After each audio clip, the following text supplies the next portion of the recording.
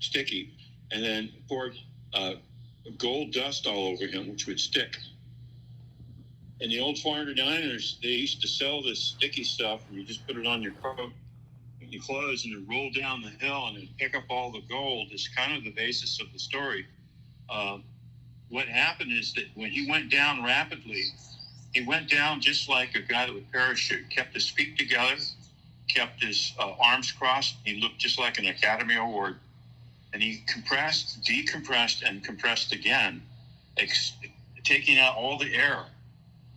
And he went into what we call suspended animation. He's still available, and I know where he's at. How's that for apples? It's in the opening scene of the second installment of the movie.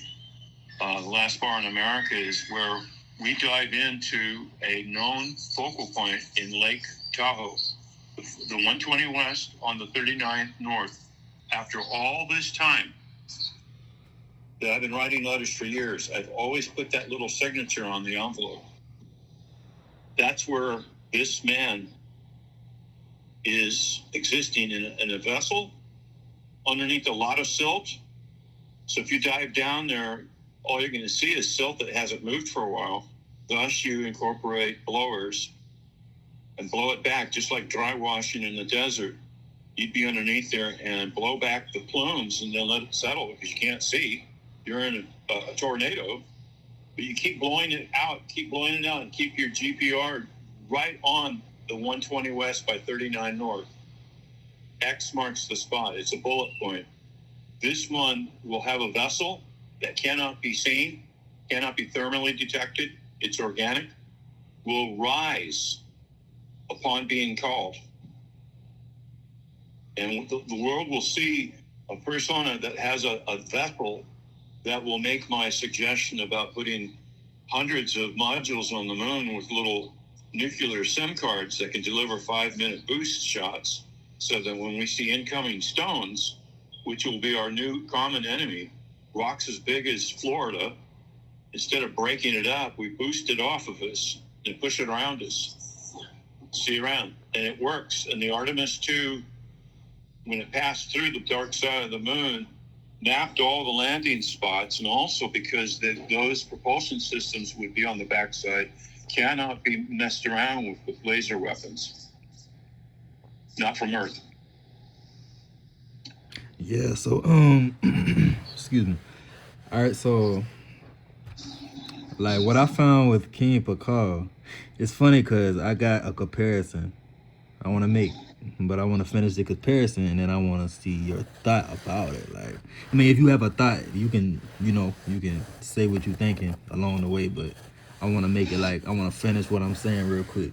But it's King Tut and King Pakal and a figure called Thoth. And I think that's who I was wanting to do my comparison on. So I got this theory. Okay, so I'm gonna make these connections. All right, so Pakal is renowned as the longest reigning ruler in Mesoamerica history. Yeah. All right, so he it was his reign was 603 through 683 AD. Okay, and it's funny because he took the throne at age 12, and he ruled for 68 years. Okay, I'm pretty sure somebody else took their throne while they was a young age, but I'm gonna get to that here shortly. Okay, so it says he even has, all right, his tomb discovered in 1952 contained a lavishly carved sarcophagus. Now that I think about it, a sarcophagus, who loves using sarcophaguses? Thoth loved using sarcophaguses with hieroglyphs on it. And then he would make these, and then he would put hieroglyphs on them. So it says his tomb discovered contained a lavishly carved sarcophagus lid, often discussed for its elaborate symbolism regarding the ruler's ascent into the afterlife, and sometimes misinterpreted by pseudo-archaeology. Okay, I'm gonna move to the next slide. Okay. Well, I'm starting. All right. It says based on archaeological, historical, and Mayan textual evidence. My bad. These words are like. This is no evidence to support the claim that King Pakal was the reincarnation of the Egyptian god Thoth. But look here. Now I'm gonna say this though. But I'm gonna read this first, but I'm gonna say nothing. I'm gonna say something about that. This idea originates from alternative history, esoteric or New Age beliefs, rather than mainstream history or Maya studies. And it says, here are the established facts about King Pakal. All right, Pakal the Great was a 7th century, 603 through 683 AD ruler of the Maya city-state of Palenque in modern-day Mexico. Okay, the carvings on his sarcophagus. Now, remember I was talking about the sarcophagus and how I think it's a connection with Thoth, because Thoth is the only one, the one that uses sarcophagus is the one that was making them the most. All right, it says the carvings on Pakal's sarcophagus lid show him descending into the underworld. Like, it shows him descending into the underworld and being reborn as the Maya maze god. This is a traditional Maya spiritual cycle of death and rebirth, not a connection to Egyptian theology. Okay, now it's about to make sense in a minute. All right, let me switch to the next slide. Popular interpretations. Now look, popular interpretations. Let me see. Okay, it says tomb carvings as a rocket ship, which archaeologists have dismissed in favor of traditional world tree interpretations. Okay? When I say rocket ship, he did have a rocket ship that was carved. They saw a carving of a rocket ship. And it's funny because Thoth, he talks about a rocket ship he has under the Sphinx. He talks about it a lot. And he says this rocket ship can be found and it can be used by the one who is worthy He will be able to use that ship. And I'm about to make another connection because I'm thinking this one that's worthy is a reincarnation of the same spirit. Could be, or this vessel has to be Yeshua. It has to be Yeshua, or it has to be a reincarnation of that same spirit. But okay, spaceship and a rocket ship. Okay, in Egypt, archaeologists discovered multiple 2,300-year-old sarcophagi belonging to high priests of the deity Thoth. See, that's what I'm saying. That's where the connection comes from. Thoth has tons of sarcophagi belonging to him that he built. First includes polished limestone and wooden sarcophagi adorned with hieroglyphics, thousands of amulets, and canopic jars representing late pharaonic and early Ptolemaic high officials. Okay, what's this say? Okay. All right, I can go here. The findings, excavations, and uncover a necropolis. These new words, like these, I don't even think these words are real. This shit don't even make sense. But holding at least 40 sarcophagi with significant focus on the priest of Thoth, the god of wisdom and writing. All right, that's another connection. Okay, highly decorated wooden sarcophagus. High priest of Thoth were found featuring inlaid colored glass hieroglyphs and a detailed bearded face mask. See, that bearded face mask, right? Who else has a bearded face mask? King Pakal. Why does King Pakal have a bearded face mask? And why does Thoth have a bearded face mask on in one of his sarcophagus tombs? That's funny. Now that I think about it. Well, I was already thinking about it, but it's even funnier. And it says the wax head. Okay, it says during a live television broadcast, a 2,500-year-old sarcophagus was opened, revealing a mummy adorned with a mysterious, highly detailed wax head. These tombs, dating back 300, 400 BCE, showcase a blend of Egyptian, Greek, and Persian influences. Okay, a granite sarcophagus from Dynasty 19, found in 1915, belonging to the overseer of works in the House of Thoth, sometimes discussed in alternative, non-mainstream history. The Serapeum of Saqqara features massive precision cut stone boxes, often incorrectly associated with myths of 20,000-year-old rejuvenated kings. Those rejuvenated kings is very real. But it says here, King Pakal, the great, ruled Maya state of Palanique for 68 years. From July 16th, 80 to August 683 AD, he ascended to the throne at 12. Now, the King Tut connection is about to come up. Now, it says he ascended to the throne. King Pakal ascended to the throne at age 12 and reigned until his death at age 80. What's up with this number 80? Number 80 is a very spiritual number, by the way. All right, becoming one of the longest ruling monarchs in history. He's transformed Palanique from a struggling city into a major power, overseeing major architectural projects like the Temple of Inscriptions. And his tomb was discovered in 1952 inside the Temple of Inscriptions. Yeah, I'm pretty sure you know all that stuff. Now this connection I'm about to make with King Tut is really what I want to get at.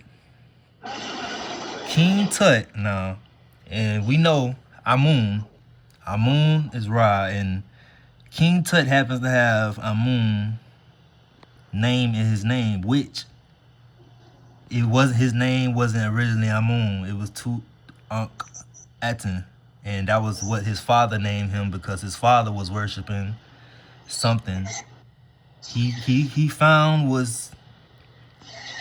It was just something he found, and he ended up naming his son after that. But his son ended up becoming king at 9, and he ended up changing his name to Tutankhamun, and that means living image of Amun. Amun-Ra, a.k.a. Anu, King Anu, Lord of the heavens, master of the heavens. So King Tut, during the 18th dynasty, now this is what I'm reading off the screenshot. During the 18th dynasty of the New Kingdom, approximately 1332 to 1323 BC, he ascended to the throne around age 9. Oh, let me go back. King Pakal ascended to the throne at age 12. King Tut ascended to the throne at age 9 and reigned for about 9 years before dying at age 18 or 19. Okay. He is famous for restoring the traditional polytheistic region of Egypt, overturning the monotheistic Antonism introduced by his father, Akhenaten. See, that's what I was saying before I got to reading the screenshot. That's why I say Akhenaten. He changed his name, and Akhenaten was the one that closed the temples and stuff, and this and that. So the capital was moved back to Thebes during his reign. While his reign was short, his fame stems from 1922 discovery of his nearly intact tomb, KV 62 in the Valley of the Kings. Dynasty, he ruled during the 18th dynasty. Okay, now 13 plus 23. This why I want to make the real. This why I told you. Remember, about a week or two back, probably 2 weeks back, I was telling you how I like to take numbers, and I like to take numbers and calculate numbers and get storylines. I like to get spiritual. I like to see what spirits are the same. So I took 1332, the start of the reign of King Tut, and I did 13 plus 32, and I got 45. And then I took the end of that ring, and then I got 36. I added that.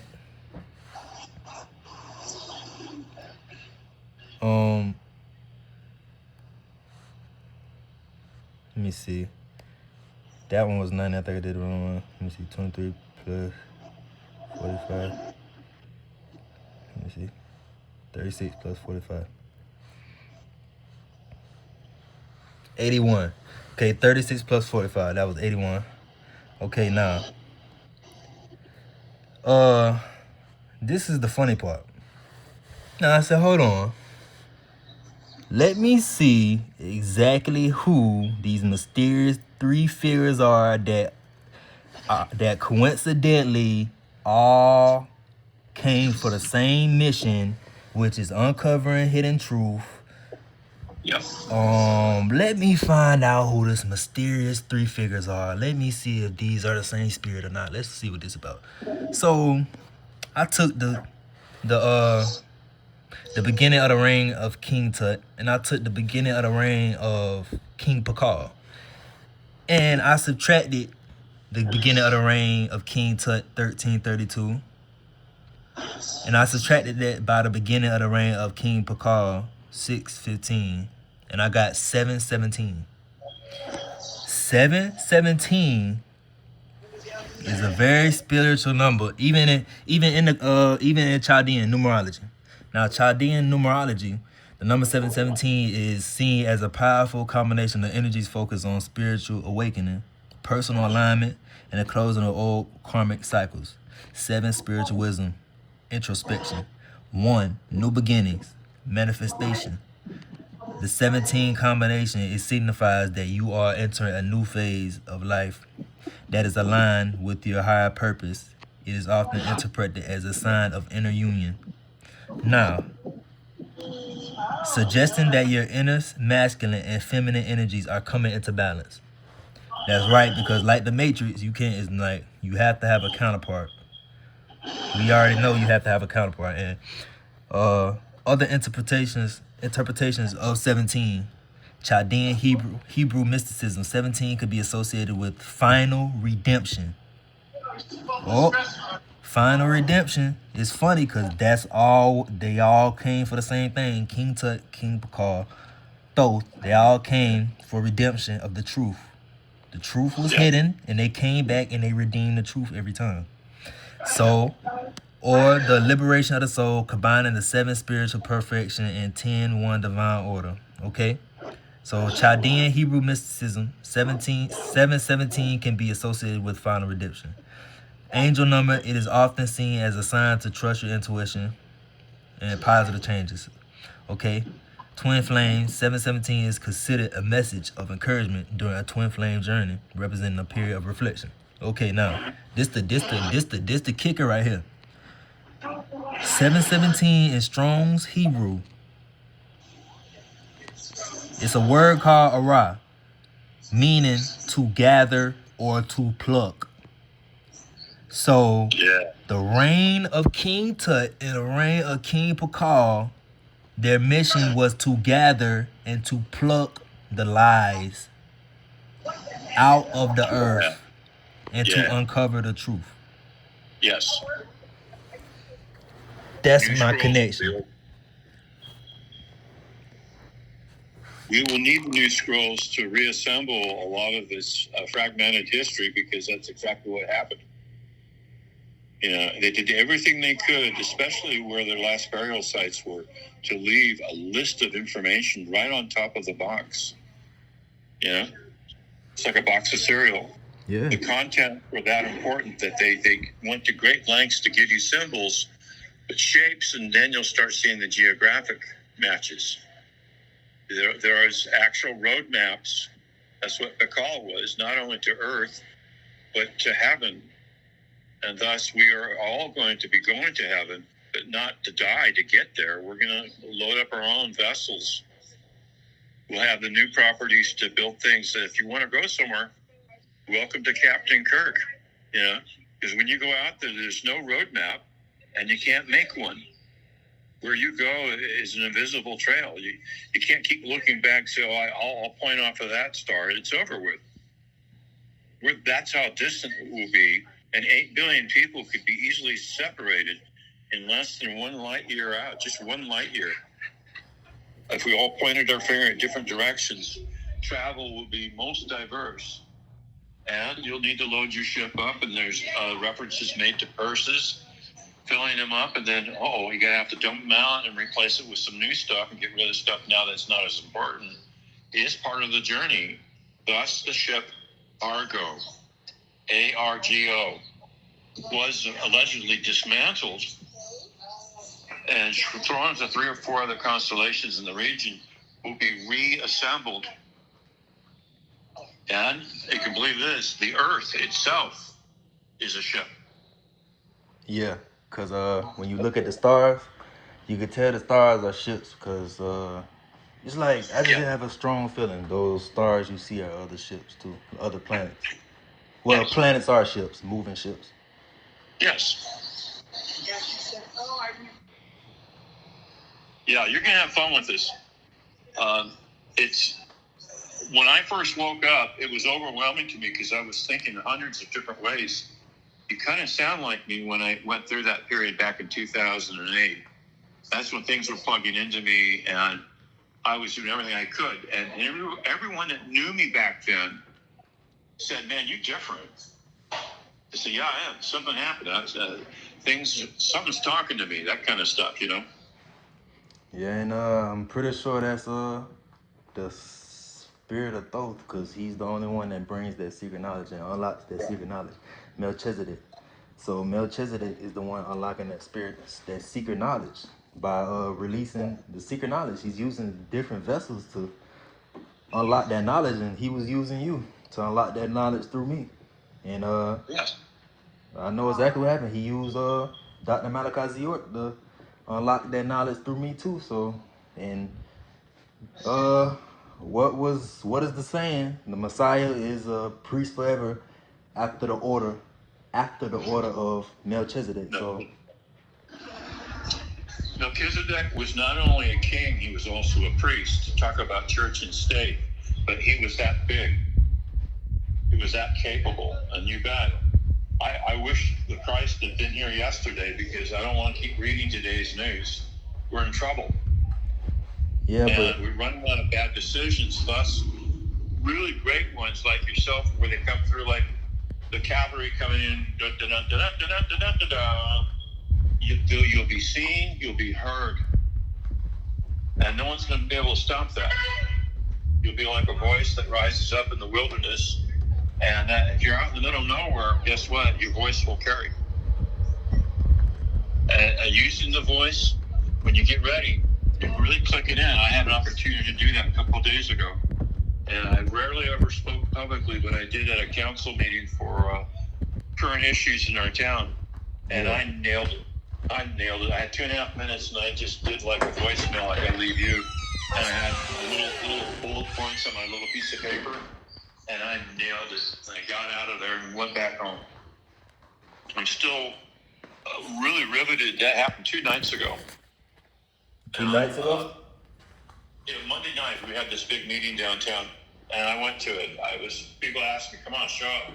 So I knew then I could talk certain ways. I could make suggestions right now about where we're going with this. Because a famous saying was, Mark Twain says, "Don't talk solutions to people, because 10 of them will come back and tell you all the problems, bitch and moan." Yeah. You know? So we're about to find solutions. And I went to a meeting that everybody was talking piecemeal. "Oh, we're doing this, we're doing that." No, I've got some solutions, and it involves housing people that are stranded, that are subject to plastic on their brains. That's where homelessness came from. It was the microplastics. It messed up everybody. Thus, we must change everything on the surface of Earth when it comes to how we feed ourselves. So you're going to go to glass, you're going to get a silver dime, and you're going to keep it in that water with a piece of quartz. I used to water my pot plants with that combo. And you do that, and keep going after it. It'll clear your brain out. You start drinking glass out of or drinking water out of glass with a silver dime in it. And by Keep the the way, dime in there. and by the way, I'm talking to the people on the video, Matthew. But by the way, Matthew is telling you nothing but the truth right now because I've done the dime in the jar method, and I woke up ever since. I did this 3 years ago. Ever since, just try it. Yeah, it's the microplastics. It's dulling the brain. Thus, the rise of homelessness or the first cases of most sensitive people to this horrible thing called plastic. The solution is to flush them out, isolate them in camps and even gated communities behind a Kmart. The first town that takes that on will make network news. You'll be known globally that we finally found a place where we can put people in a little spot for each other. No drug testing. How's that? All you have to do is log in and log out like the library. And trust me, those who live in this place that's finally showing some peace and out of the elements and having food and possible employment and education, they'll kick out these little fuckers that are making less of it. Just like the Old West, you have your own little town. We had one here called Preston Castle. Now we're talking restorative justice. Restore people and begin early. Even in first grade, you can tell which kids are a little bit feisty. Those are the ones you start educating mano a mano and get to them. Take them out camping, give them Boy Scout shit, and watch the little errant one who likes to pull on Susie's hair or fuck up the chalkboard or do something stupid. We'll nip that in the bud and give them skills. That's the new world. Hey, that'll be it, you guys. Check in with you on the next video.